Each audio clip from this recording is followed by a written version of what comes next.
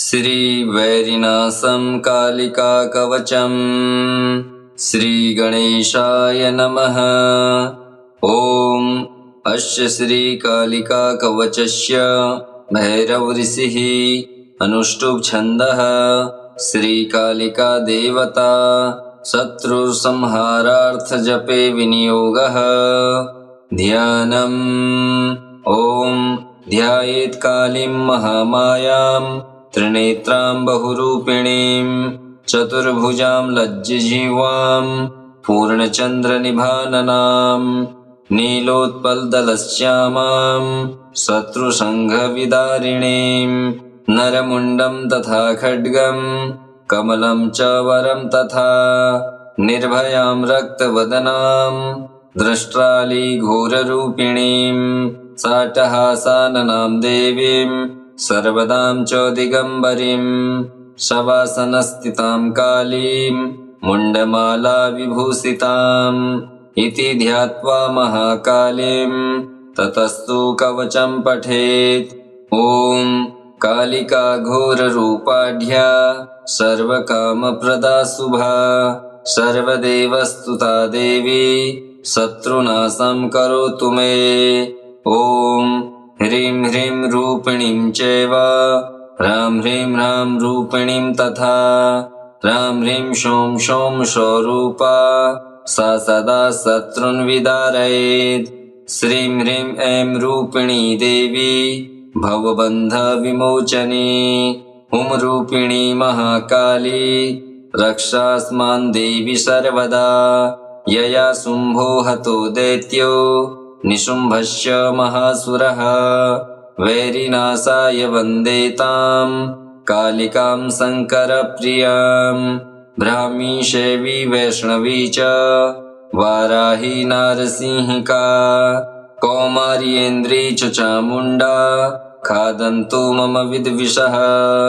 सुरेश्वरी घोररूपा चण्डमुण्डविनाशिनी मुण्डमालावृताङ्गी च सर्वतः पातु मां सदा। ह्रीं ह्रीं ह्रीं कालिके घोरे दष्ट्रेव रुधिरप्रिये रुधिरापूर्णवक्त्रे च रुधिरेणावृतस्तने मम शत्रून् खादय खादय हिंस हिंस मारय मारय भिन्धि भिन्धि छिन्धि छिन्धि उच्चाटय उच्चाटय द्रावय द्रावय शोषय शोषय स्वाहा। ह्रां ह्रीं कालिकायै मदीय शत्रून् समर्पयामि स्वाहा। ॐ जय जय किरि किरि किटि किटि कट कट मर्द मर्द मोहय मोहय हर हर मम रिपून् ध्वंस ध्वंस भक्ष भक्ष त्रोटय त्रोटय यातु धानान् चामुण्डे सर्वजनान् राज्ञो राजपुरुषान् स्त्रयो मम वश्यान् कुरु कुरु। तनु तनु धान्यं धनं मे श्वान् गजान् रत्नानि दिव्यकामिनीः पुत्रान् राजश्रियं देहि यच्छ। शां शीं शों शें शों सः स्वाहा इत्येतत्कवचं दिव्यं कथितं शम्भुना पुरा। ये पठन्ति सदा तेषां ध्रुवं नश्यन्ति शत्रवः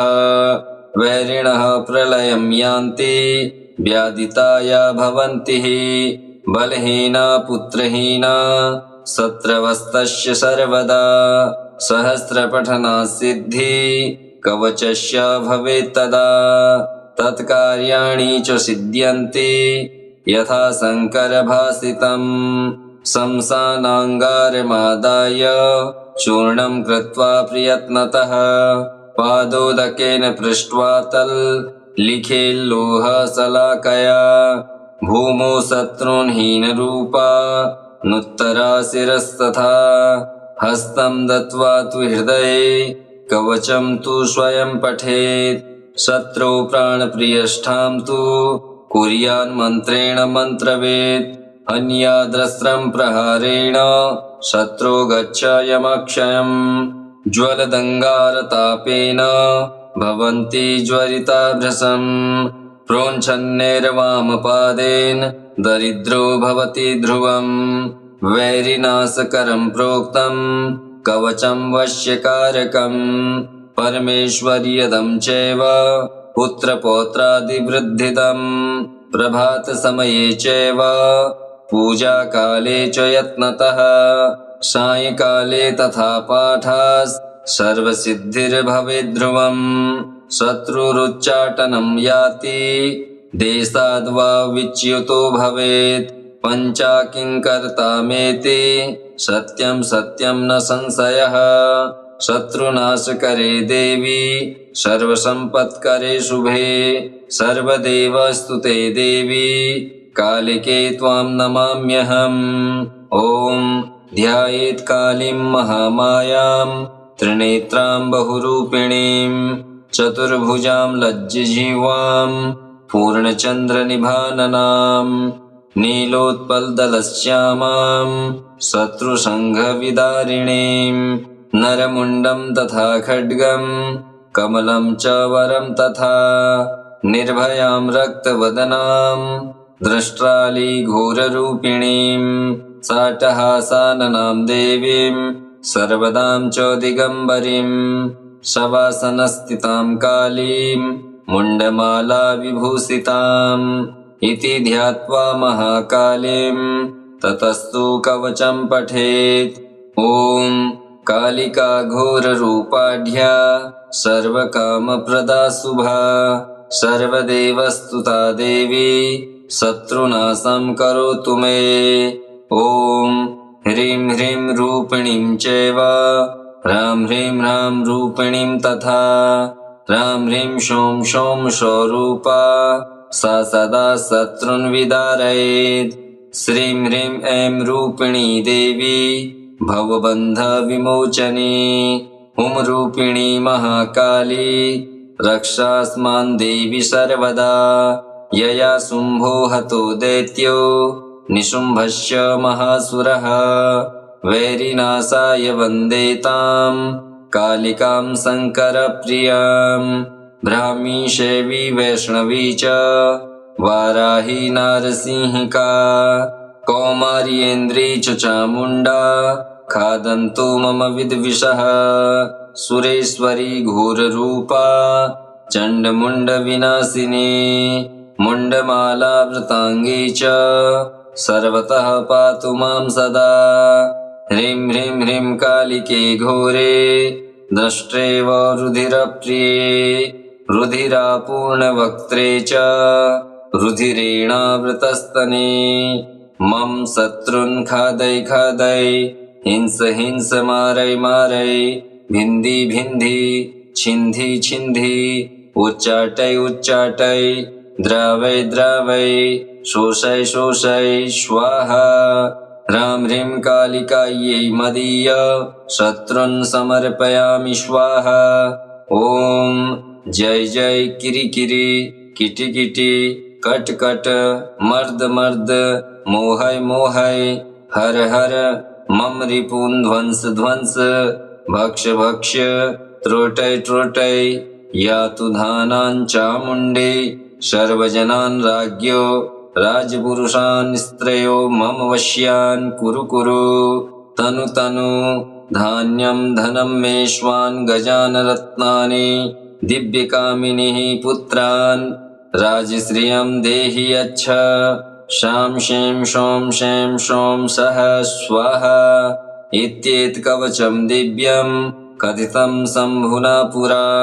ये पठन्ति सदा तेषां ध्रुवं नश्यन्ति शत्रवः वैरिणः प्रलयं यान्ति व्याधिताया भवन्ति बलहीना पुत्रहीना शत्रवस्तस्य सर्वदा सहस्रपठना सिद्धि कवचस्य भवेत् तदा तत्कार्याणि च सिद्ध्यन्ति यथा शङ्करभासितं शंसानाङ्गारमादाय चूर्णं कृत्वा प्रयत्नतः पादोदकेन पृष्ट्वा लिखेल्लोहशलाकया भूमौ शत्रून् हीनरूपा नुत्तरा शिरस्तथा हस्तं दत्त्वा तु हृदये कवचं तु स्वयं पठेत् शत्रौ प्राणप्रियष्ठां तु कुर्यान्मन्त्रेण मन्त्रवेत् हन्याद्रस्त्रं प्रहारेण शत्रो गच्छायमक्षयम् ज्वलदङ्गारतापेन भवन्ति ज्वरिताभ्रसम् प्रोञ्छन्नेर्वामपादेन दरिद्रो भवति ध्रुवम् वैरिनाशकरं प्रोक्तं कवचं वश्यकारकम् परमेश्वर्यदं चैव पुत्रपौत्रादिवृद्धिदम् प्रभातसमये चैव पूजाकाले च यत्नतः सायंकाले तथा पाठास् सर्वसिद्धिर्भवेद्ध्रुवम् शत्रुरुच्चाटनं याति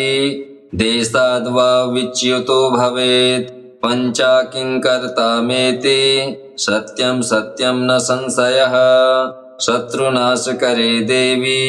सर्वसम्पत्करे शुभे सर्वदेवस्तुते देवी कालिके त्वां नमाम्यहम् ॐ ध्यायेत् कालीं महामायां त्रिनेत्रां बहुरूपिणीं चतुर्भुजां लज्जजीवां पूर्णचन्द्रनिभाननां नीलोत्पलदलश्यामां शत्रुसङ्घविदारिणीं नरमुण्डं तथा खड्गं कमलं च वरं तथा निर्भयां रक्तवदनां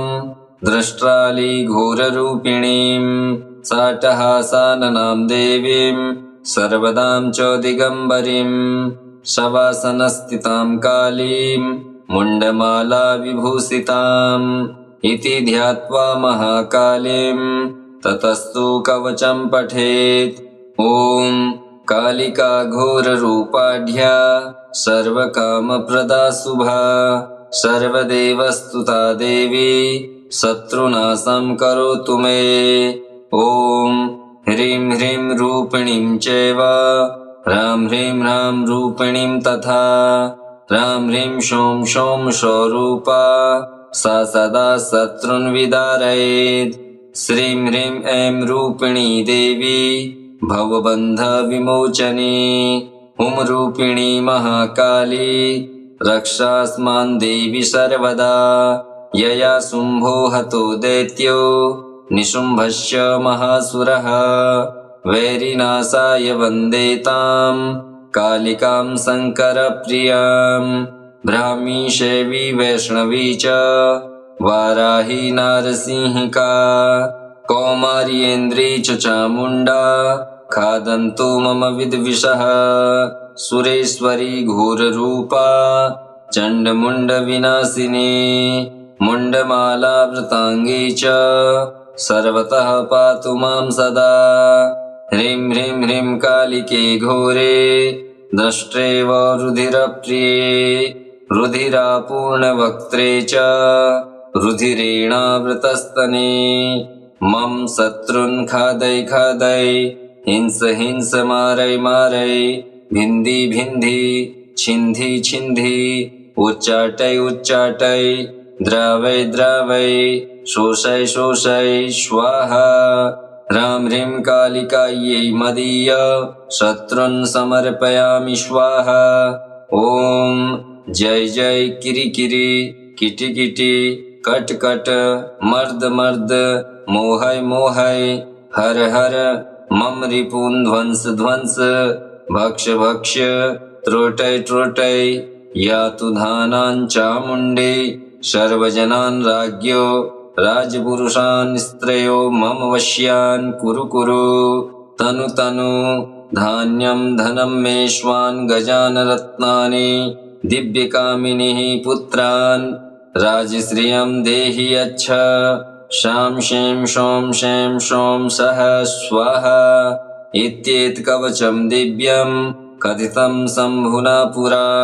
ये पठन्ति सदा तेषां ध्रुवं नश्यन्ति शत्रवः वैरिणः प्रलयं यान्ति व्याधिताया भवन्ति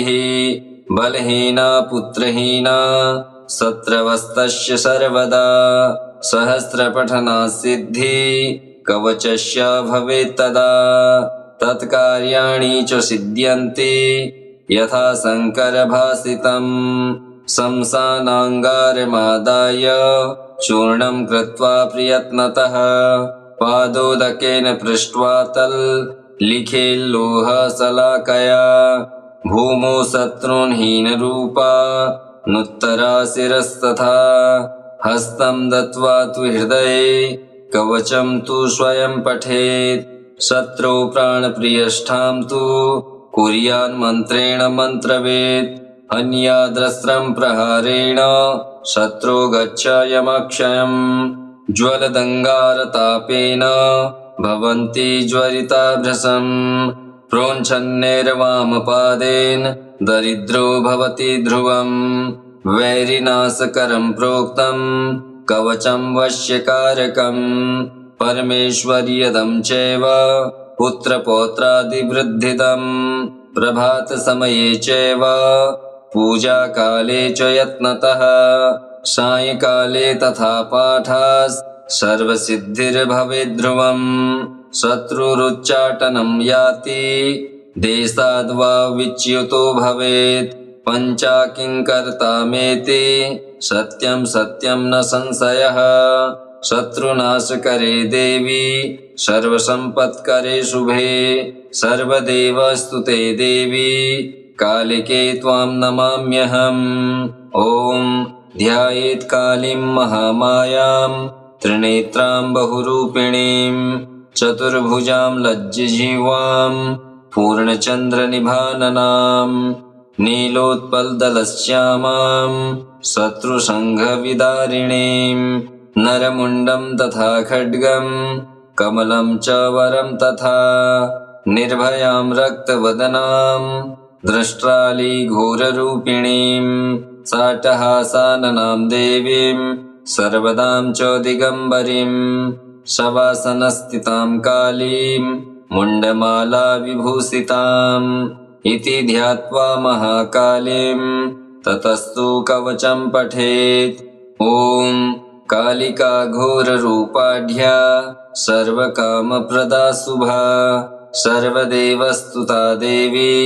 शत्रुनाशं करोतु मे ॐ ह्रीं ह्रीं रूपिणीं चैव ह्रां ह्रीं ह्रां रूपिणीं तथा ह्रां ह्रीं शों शों स्वरूपा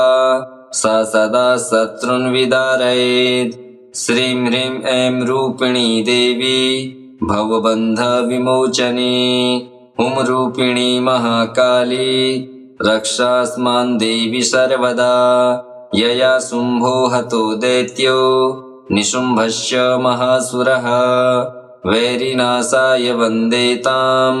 कालिकां शङ्करप्रियां ब्राह्मी शैवी वैष्णवी च वाराही नारसिंहिका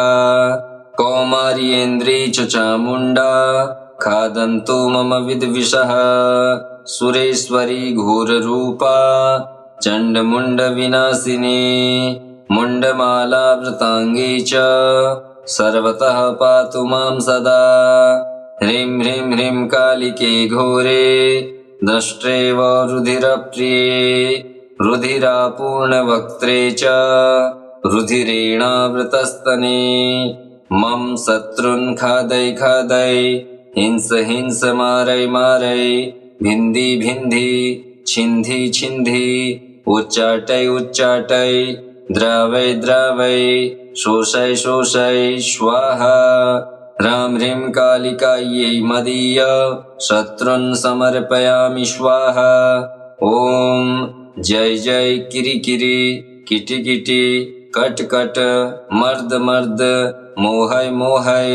हर हर मम रिपून् ध्वंस ध्वंस भक्ष भक्ष त्रोटय त्रोटय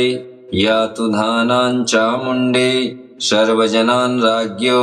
राजपुरुषान् स्त्रयो मम वश्यान् कुरु कुरु तनु तनु धान्यं धनं मेष्वान् गजान् रत्नानि दिव्यकामिनीः पुत्रान् राजश्रियं देहि यच्छ शां शें शों शें शों सः स्वाहा इत्येतत् कवचं दिव्यं कथितं शम्भुना पुरा ये पठन्ति सदा तेषां ध्रुवं नश्यन्ति शत्रवः वैरिणः प्रलयं यान्ति व्याधिताया भवन्ति बलहीना पुत्रहीना सत्रवस्तस्य सर्वदा सहस्रपठनात् सिद्धि कवचस्य भवेत् तदा तत्कार्याणि च सिद्ध्यन्ति यथा शङ्करभासितम् शंसानाङ्गारमादाय चूर्णं कृत्वा प्रयत्नतः पादोदकेन पृष्ट्वा लिखेल्लोहशलाकया भूमौ शत्रून् हीनरूपा नुत्तरा शिरस्तथा हस्तं दत्त्वा तु हृदये कवचं तु स्वयं पठेत् शत्रौ प्राणप्रियष्ठां तु कुर्यान्मन्त्रेण मन्त्रवेत् अन्याद्रस्त्रं प्रहारेण शत्रो गच्छ यमक्षयम् ज्वलदङ्गारतापेन भवन्ति ज्वरिता भृशम् प्रोञ्छन्नेर्वामपादेन दरिद्रो भवति ध्रुवम् वैरिनाशकरं प्रोक्तम् कवचं वश्यकारकम् परमेश्वर्यदं चैव पुत्रपौत्रादिवृद्धिदम् प्रभातसमये चैव पूजाकाले च यत्नतः सायंकाले तथा पाठास् सर्वसिद्धिर्भवेत् ध्रुवम् शत्रुरुच्चाटनं याति देशाद्वा विच्युतो भवेत् पञ्चाकिंकर्तामेति सत्यं सत्यं न संशयः शत्रुनाशकरे देवी सर्वसम्पत्करे शुभे सर्वदेवस्तुते देवी कालिके त्वां नमाम्यहम् ॐ ध्यायेत् कालीं महामायां त्रिनेत्रां बहुरूपिणीं चतुर्भुजां लज्जजीवां पूर्णचन्द्रनिभाननां नीलोत्पलदलश्यामां शत्रुसङ्घविदारिणीं नरमुण्डं तथा खड्गं कमलं च वरं तथा निर्भयां रक्तवदनां दृष्ट्रालीघोररूपिणीं साटहासाननां देवीं सर्वदां च दिगम्बरीं शवासनस्थितां कालीं मुण्डमाला विभूषिताम् इति ध्यात्वा महाकालीं ततस्तु कवचं पठेत् ॐ कालिका घोररूपाढ्या सर्वकामप्रदा शुभा सर्वदेवस्तुता देवी शत्रुनाशं करोतु मे ॐ ह्रीं ह्रीं रूपिणीं चैव ह्रां ह्रीं ह्रां रूपिणीं तथा ह्रां ह्रीं शौं शौं स्वरूपा सा सदा शत्रून् विदारयेत् श्रीं ह्रीं ऐं रूपिणी देवी भवबन्धविमोचनी हुं रूपिणी महाकाली रक्षास्मान् देवी सर्वदा यया शुम्भो हतो दैत्यो निशुम्भस्य महासुरः वैरिनाशाय वन्दे तां कालिकां शङ्करप्रियां ब्राह्मी शैवी वैष्णवी च वाराही नारसिंहिका कौमार्येन्द्री च चामुण्डा खादन्तु मम विद्विषः सुरेश्वरी घोररूपा चण्डमुण्डविनाशिनी मुण्डमालावृताङ्गी च सर्वतः पातु मां सदा ह्रीं ह्रीं ह्रीं कालिके घोरे दष्ट्रेव रुधिरप्रिये रुधिरापूर्णवक्त्रे च रुधिरेणावृतस्तने मम शत्रून् खादय खादय हिंस हिंस मारय मारय भिन्धि भिन्धि छिन्धि छिन्धि उच्चाटय उच्चाटय द्रावय द्रावय शोषय शोषय स्वाहा ह्रां ह्रीं कालिकायै मदीय शत्रून् समर्पयामि स्वाहा ॐ जय जय किरिकिरि किटिकिटि कट कट मर्द मर्द मोहय मोहय हर हर मम रिपून् ध्वंस ध्वंस भक्ष भक्ष त्रोटय त्रोटय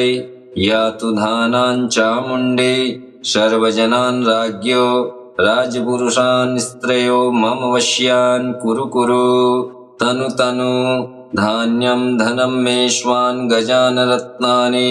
दिव्यकामिनीः पुत्रान् राजश्रियं देहि यच्छ शां शीं शों शें शों सः स्वाहा इत्येतत्कवचं दिव्यं कथितं शम्भुना पुरा ये पठन्ति सदा तेषां ध्रुवं नश्यन्ति शत्रवः वैरिणः प्रलयं यान्ति व्याधिताया भवन्ति बलहीना पुत्रहीना शत्रवस्तस्य सर्वदा सहस्रपठना सिद्धि कवचस्य भवेत् तदा तत्कार्याणि च सिद्ध्यन्ति यथा शङ्करभासितम् शंसानाङ्गारमादाय चूर्णं कृत्वा प्रयत्नतः पादोदकेन पृष्ट्वा लिखेल्लोहशलाकया भूमौ शत्रून् हीनरूपा नुत्तरा शिरस्तथा हस्तं दत्त्वा तु हृदये कवचं तु स्वयं पठेत् शत्रौ प्राणप्रियष्ठां तु कुर्यान्मन्त्रेण मन्त्रवेत् अन्याद्रस्त्रं प्रहारेण शत्रो गच्छयमक्षयम् ज्वलदङ्गारतापेन भवन्ति ज्वरिता भृशम् प्रोञ्छन्नेर्वामपादेन दरिद्रो भवति ध्रुवम् वैरिनाशकरं प्रोक्तं कवचं वश्यकारकम् परमेश्वर्यदं चैव पुत्रपौत्रादिवृद्धिदम् प्रभातसमये चैव पूजाकाले च यत्नतः सायंकाले तथा पाठास् सर्वसिद्धिर्भवेद्ध्रुवम् शत्रुरुच्चाटनं याति देशाद्वा विच्युतो भवेत् पञ्चाकिंकर्तामेति सत्यं सत्यं न संशयः शत्रुनाशकरे देवी सर्वसम्पत्करे शुभे सर्वदेवस्तुते देवी कालिके त्वां नमाम्यहम् ॐ ध्यायेत् कालीं महामायां त्रिनेत्रां बहुरूपिणीं चतुर्भुजां लज्जजीवां पूर्णचन्द्रनिभाननां नीलोत्पलदलश्यामां शत्रुसङ्घविदारिणीं नरमुण्डं तथा खड्गं कमलं च वरं तथा निर्भयां रक्तवदनां दृष्ट्रालीघोररूपिणीं साटहासाननां देवीं सर्वदां च दिगम्बरीं शवासनस्थितां कालीं मुण्डमाला विभूषिताम् इति ध्यात्वा महाकालीं ततस्तु कवचं पठेत् ॐ कालिका घोररूपाढ्या सर्वकामप्रदा शुभा सर्वदेवस्तुता देवी शत्रुनाशं करोतु मे ॐ ह्रीं ह्रीं रूपिणीं चैव ह्रां ह्रीं ह्रां रूपिणीं तथा ह्रां ह्रीं शों शों स्वरूपा सा सदा शत्रून् विदारयेत् श्रीं ह्रीं ऐं रूपिणी देवी भवबन्धविमोचनी हुं रूपिणी महाकाली रक्षास्मान् देवी सर्वदा यया शुम्भो हतो दैत्यो निशुम्भस्य महासुरः वैरिनाशाय वन्दे तां कालिकां शङ्करप्रियां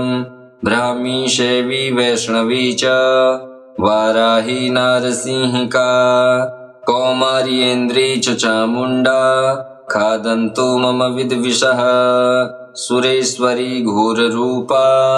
चण्डमुण्डविनाशिनी मुण्डमालावृताङ्गी च सर्वतः पातु मां सदा ह्रीं ह्रीं ह्रीं कालिके घोरे दष्ट्रेव रुधिरप्रिये रुधिरापूर्णवक्त्रे च रुधिरेणावृतस्तने मम शत्रून् खादय खादय हिंस हिंस मारय मारय भिन्धि भिन्धि छिन्धि छिन्धि उच्चाटय उच्चाटय द्रावय द्रावय शोषय शोषय स्वाहा ह्रां ह्रीं कालिकायै मदीय शत्रून् समर्पयामि स्वाहा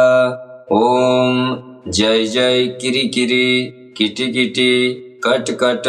मर्द मर्द मोहय मोहय हर हर मम रिपून् ध्वंस ध्वंस भक्ष्य भक्ष्य त्रोटय त्रोटय यातु धानान् चामुण्डे सर्वजनान् राज्ञो राजपुरुषान् स्त्रयो मम वश्यान् कुरु कुरु तनु तनु धान्यं धनं मेष्वान् गजान् रत्नानि दिव्यकामिनीः पुत्रान् राजश्रियं देहि यच्छ शां शीं शों शें शों सः स्वाहा इत्येतत्कवचं दिव्यं कथितं शम्भुना पुरा ये पठन्ति सदा तेषां ध्रुवं नश्यन्ति शत्रवः वैरिणः प्रलयं यान्ति व्याधिताया भवन्ति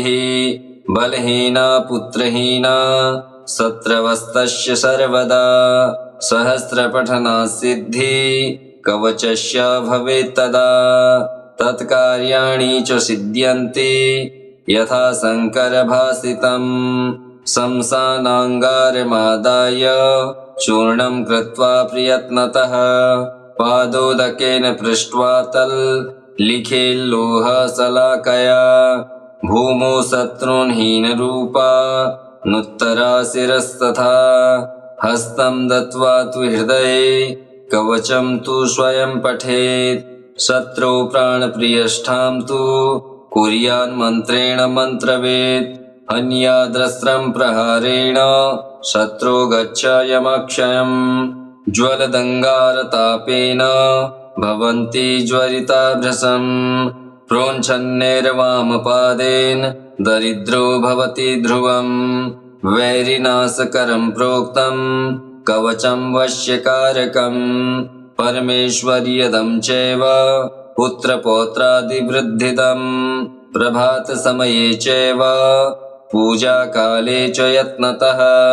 सायंकाले तथा पाठास् सर्वसिद्धिर्भवेद्ध्रुवम् शत्रुरुच्चाटनं याति देशाद्वा विच्युतो भवेत् पञ्चाकिंकर्तामेति सत्यं सत्यं न संशयः शत्रुनाशकरे देवी सर्वसम्पत्करे शुभे सर्वदेवस्तुते देवी कालिके त्वां नमाम्यहम् ॐ ध्यायेत् कालीं महामायां त्रिनेत्रां बहुरूपिणीं